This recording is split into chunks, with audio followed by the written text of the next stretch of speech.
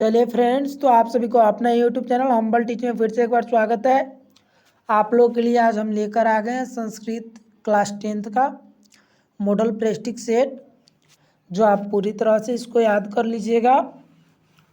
अगर वीडियो पसंद आए तो वीडियो को लाइक और चैनल को सब्सक्राइब करना मत भूलिएगा। तो चलिए बिना हम लोग समय को देरी करते हुए शुरू करते हैं क्लास 10th का संस्कृत का जो मॉडल प्रेस्टिक सेट है। अगर आपकी तैयारी अच्छी हुई होगी तो हम टोटल यहाँ पे 40 क्वेश्चन कराएंगे, जिसमें से कम 35 प्रश्न का उत्तर जरूर दीजिएगा। चलिए तो हम लोग बिना समय को देरी करते हुए प्रश्न को शुरू करते हैं। प्रथम नंबर प्रश्न क्या कह रहा है, मंगलम पाठ कहाँ से संकलित है। प्रथम नंबर क्वेश्चन क्या कह रहा है, ध्यान से देखिएगा। मंगलम पाठ कहाँ से संकलित है। ए वेद, बी पुराण से, सी उपनिषद से और डी वेदांग से। तो ये प्रश्न बार बार पूछा गया, हर साल एग्जाम में आता है और इस साल भी आशा है कि आएगा ही। प्रश्न बुक से ही रहता है, आप लोग थोड़ा अच्छी तरह से तैयारी कीजिए। तो अगर एक नंबर प्रश्न का उत्तर आपको पता हो तो कमेंट में ज़रूर बताइएगा। चलिए तो आपको बता दें कि इसका राइट आंसर जो जगह ऑप्शन नंबर सी उपनिषद। मंगलम पाठ कहाँ से संकलित है, उपनिषद से। किससे संकलित है, उपनिषद से। चलिए प्रश्न नंबर 2 की तरफ बढ़ते हैं। प्रश्न नंबर 2 क्या कह रहा है, याज्ञवल्क्य की पत्नी कौन थी। याज्ञवल्क्य की पत्नी कौन थी। ये भी प्रश्न हर साल एग्जाम में आता है और इस साल भी चांस है कि आएगा ही। कोई भी प्रश्न हो आप अच्छे ढंग से उसको याद कर लीजिएगा। इसका ऑप्शन नंबर ए दिया है मैत्रेयी, बी शुल्बा, सी देव कुमारी का और डी रामभद्र का। तो आप फटाफट से 2 नंबर प्रश्न का उत्तर दीजिएगा कि याज्ञवल्क्य की पत्नी कौन थी। बिना समय को देरी करते हुए आप लोग फटाफट से उत्तर देते चलिएगा। कमेंट में अगर पता हो तो जरूर भेजिएगा। चलिए तो इसका राइट आंसर हो जाएगा option number A Maitreyi. Yajnavalkya की पत्नी कौन है, मैत्रेयी। कौन थी, मैत्रेयी। चलिए प्रश्न नंबर 3 की तरफ बढ़ते हैं। प्रश्न नंबर 3 क्या कर रहा है, ध्यान दीजिएगा। प्रश्न नंबर 3, राम प्रवेश राम को छात्र नाम अध्ययनम तपह का उपदेश किसने दिया। क्वेश्चन कर रहा है कि राम प्रवेश राम को छात्र यानी अध्ययन करने का उपदेश किसने दिया। किसने कहा कि तुम्हें पढ़ना चाहिए, बताइए। तो इसका ऑप्शन नंबर ए है पिता, ऑप्शन बी साथी, सी गुरु और डी माता। आप लोग फटाफट से उत्तर बताइए कि राम प्रवेश राम को छात्र जीवन में अध्ययन का उपदेश किसने दिया। तो आपको बता दें कि एक बार की बात है, राम प्रवेश राम जब खेल रहे थे तब उनके गांव में एक नए शिक्षक आए थे जो प्राथमिक विद्यालय के थे। उन्होंने देखा और इनमें कुछ ऐसा लगा जिसके कारण उन्होंने इनको उपदेश दिया, इनको ले गया और पढ़ाया लिखाया, जिससे वह लोक सेवा आयोग में मतलब अपना स्थान प्राप्त किए। तो आप राइट आंसर इसका याद रखिएगा, गुरु। राइट आंसर क्या हो जाएगा, गुरु। कभी कभी शिक्षक भी देता है, तो ध्यान रखिएगा कि राम प्रवेश राम को छात्र जीवन में पढ़ने का उपदेश किसने दिया, गुरु ने। क्या होगा, गुरु। चलिए प्रश्न नंबर 4 की तरफ बढ़ते हैं। प्रश्न नंबर 4 क्या कह रहा है, लौकिक संस्कृत साहित्य में लगभग कितने कवित्रियों के पद मिलते हैं। लौकिक संस्कृत साहित्य में लगभग कितनी कवित्रियों के पद मिलते हैं। ए 30, बी 24, सी 400 और डी 40। तो 4 नंबर प्रश्न का आप लोग फटाफट से उत्तर बताइएगा कि लौकिक संस्कृत साहित्य में लगभग कितनी कवित्रियों के पद मिलते हैं।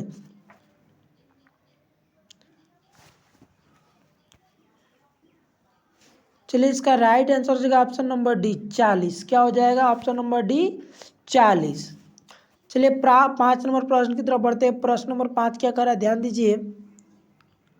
प्रश्न नंबर 5 कह रहा है, सिखों के 10वें गुरु कौन थे। सिखों के 10वें गुरु कौन थे।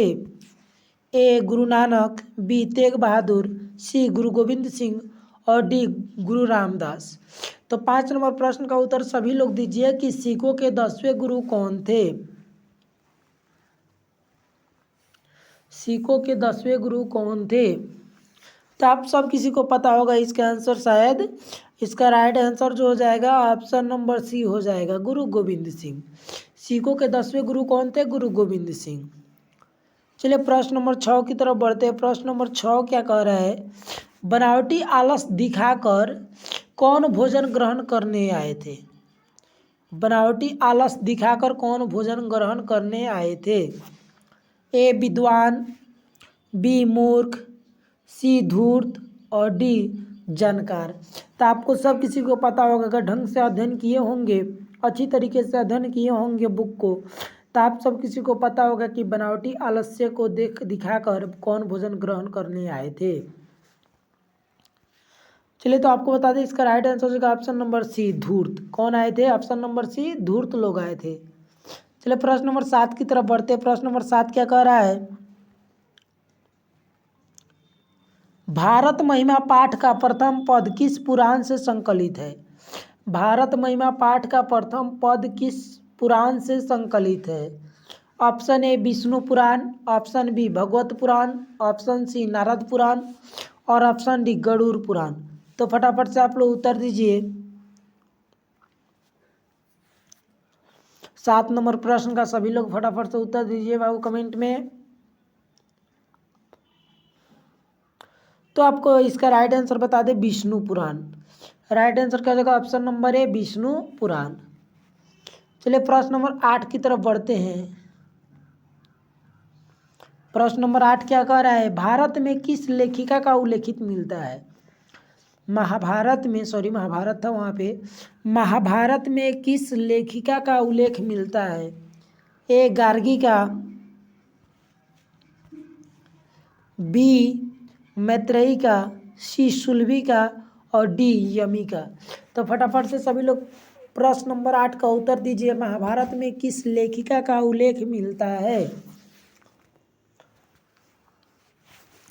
चलो तो इसका राइट आंसर हो जाएगा option number C. Right answer क्या हो जाएगा? ऑप्शन नंबर सी, सुलभा का। महाभारत में किस लेखिका का उल्लेख मिलता है? सुलभा का। चलिए 9 नंबर प्रश्न की ओर बढ़ते हैं। प्रश्न नंबर 9 क्या कह रहा है? निरुक्त का क्या तात्पर्य है? निरुक्त का क्या तात्पर्य? में यथार्थ का बोध, बी वेदार्थ का बोध, सी अर्थ बोध और डी तत्व बोध। तो 9 नंबर प्रश्न का फटाफट से सभी लोग उत्तर दीजिए कमेंट में।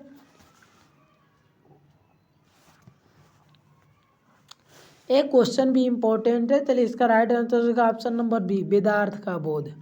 निरुक्त का क्या अर्थ होता है? वेदार्थ का बोध। चलिए प्रश्न नंबर 10 की तरफ बढ़ते हैं। प्रश्न नंबर 10 क्या कह रहा है? ध्यान दीजिएगा। यह संपूर्ण संसार किसके द्वारा अनुशासित है? 10 नंबर प्रश्न जो है कह रहा है कि यह संपूर्ण संसार जो है, ये पूरी संसार जो है किसके द्वारा अनुशासित है? ए आत्मा, बी परमात्मा, सी साहित्य और डी इनमें कोई नहीं। तो 10 नंबर प्रश्न का आप लोग फटाफट से उत्तर दीजिए कि ये पूरे संसार जो है किसके द्वारा अनुशासित है। चलिए तो आपको जानकारी के लिए नहीं, एग्जाम के लिए बता दे, परमात्मा। किसके द्वारा? परमात्मा। या ईश्वर भी दे सकता है, भगवान भी दे सकता है, परमात्मा भी दिया है। तो याद रखिए, कहीं ईश्वर भी लिख सकता है,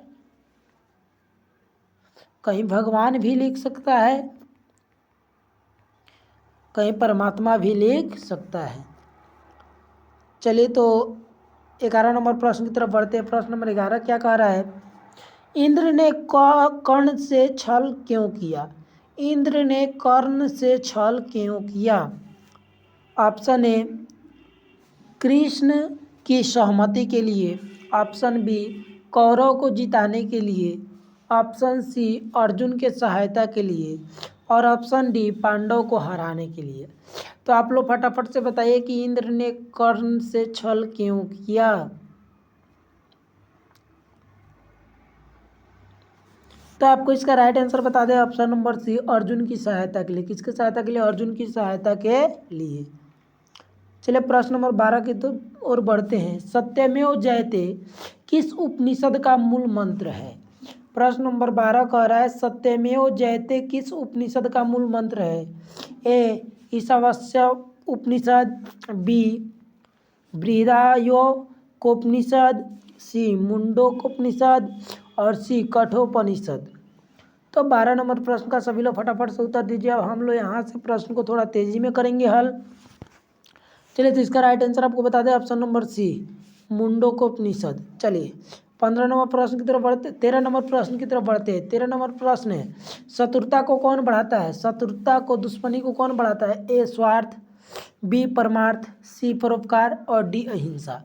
तो फटाफट से 13 नंबर प्रश्न का सभी लोग उत्तर दीजिए बिना टाइम को गंवाते हुए। तो चलिए बता दें, इसका राइट आंसर जो हो जाएगा ऑप्शन नंबर ए, स्वार्थ। शत्रुता को कौन बढ़ाता है? स्वार्थ। 15 नंबर प्रश्न की ओर बढ़ते हैं। प्रश्न नंबर 15 क्या कह रहा है? 14 पाटलिपुत्र किस प्रांत की राजधानी थी? पाटलिपुत्र किस प्रांत की राजधानी थी? ए बिहार, बी केरल, सी झारखंड और डी पश्चिम बंगाल। तो 14 नंबर प्रश्न का सभी लोग फटाफट से उत्तर दीजिएगा।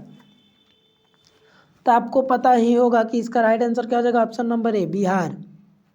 15 नंबर प्रश्न की तरफ बढ़ते हैं। मैत्रेयी कौन थी? मैत्रेयी कौन थी? ए है याज्ञवल्क्य की पत्नी, बी पाकशास्त्र विशेषज्ञ, सी याज्ञवल्क्य की शिष्य और डी याज्ञवल्क्य की पत्नी। यहाँ पुत्री लिखा था। तो 15 नंबर प्रश्न का सभी लोग फटाफट से उत्तर दीजिए।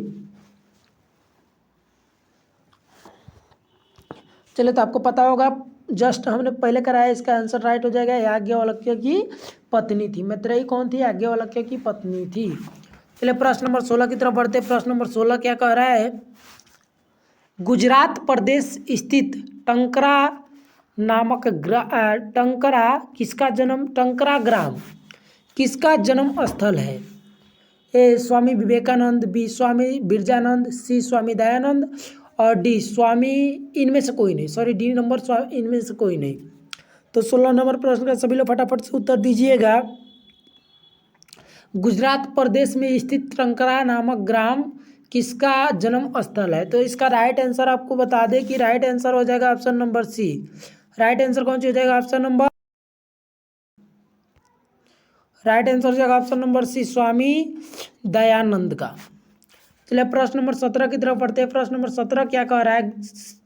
ऋषि गौतम ने किस दर्शन की रचना की? 17 नंबर प्रश्न कह रहा है, ऋषि गौतम ने किस दर्शन की रचना की? ए सांख्य दर्शन, बी न्याय दर्शन, सी योग दर्शन और डी चंद्र दर्शन।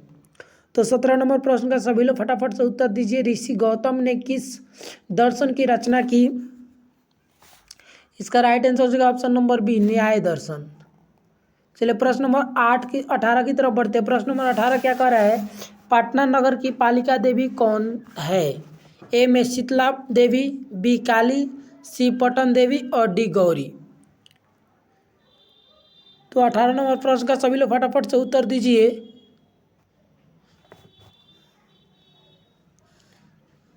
चलिए इसका राइट आंसर आपको बता दें, option number C. Right answer क्या हो जाएगा? Option number C, Patan Devi.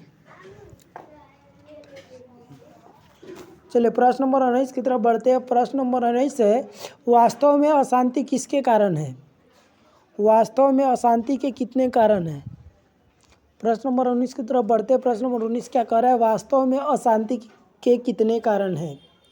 Option A 2, option B 3, option C 1 और ऑप्शन डी 4। तो 19 नंबर प्रश्न का सभी लोग फटाफट से उत्तर दीजिए कि वास्तव में अशांति के कितने कारण है।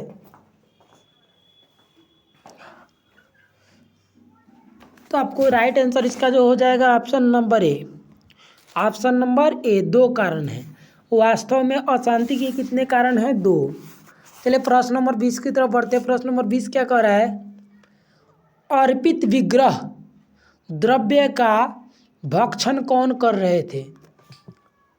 ए दूषिका, बी मुस्का, सी विदूषिका और डी सर्पा।